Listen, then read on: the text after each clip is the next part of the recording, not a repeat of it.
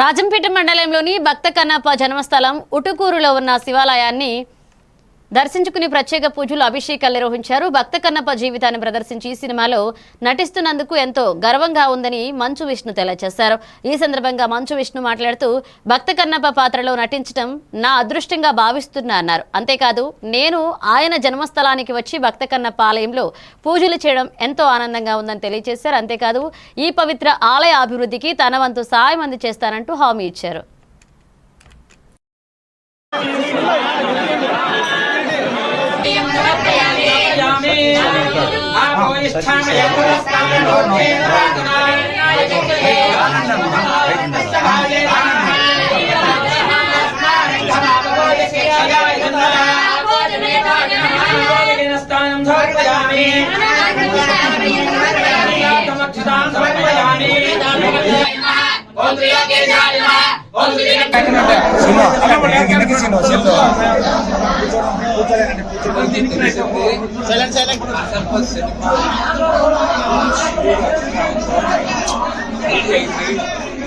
April 25వ తేదీన Kannappa release అవుతుంది.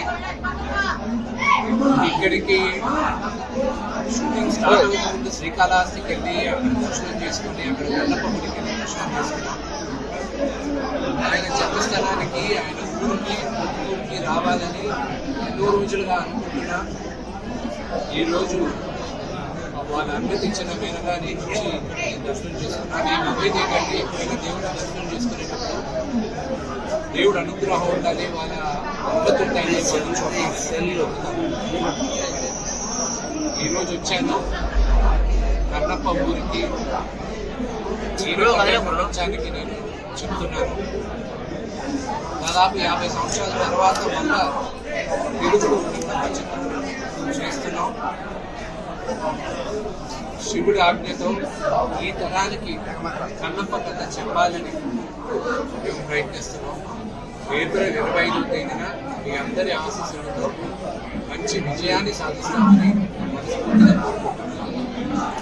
Sir, ఈ భక్త కన్నప్ప సినిమా తీస్తున్నారు కదా, ఈ భక్త కన్నప్ప గుడికి వచ్చారు, దర్శనం చేసుకున్నారు.